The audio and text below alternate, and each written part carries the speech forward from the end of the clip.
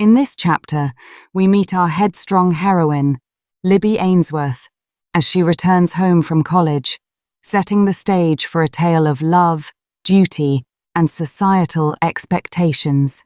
So, darlings, pour yourself a glass of wine, and let's dive into the world of corsets and forbidden desires. Chapter 1.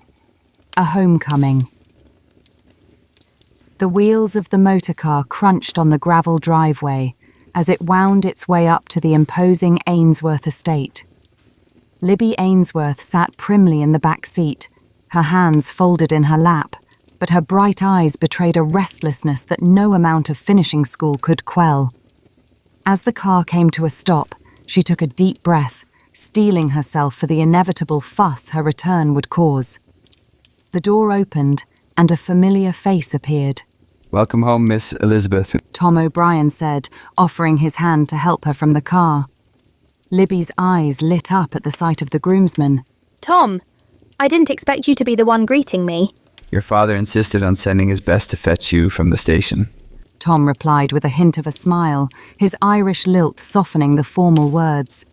As Libby stepped onto the gravel, the sea breeze caught her hat, threatening to toss it from her carefully pinned hair. Tom's hand shot out, catching it deftly. "Still can't keep a hat on your head, miss." He teased gently, handing it back to her. Libby laughed, a sound like silver bells that seemed to brighten the overcast New England day. "Some things never change, I suppose.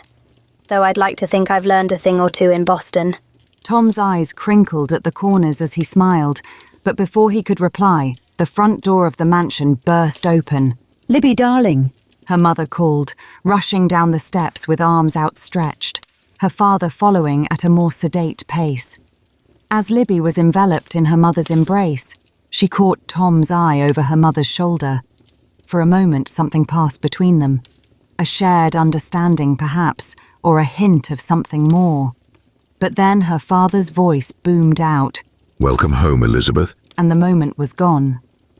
Tom stepped back, fading into the background as the prodigal daughter was ushered into the house, the wheels of change already set in motion by her return.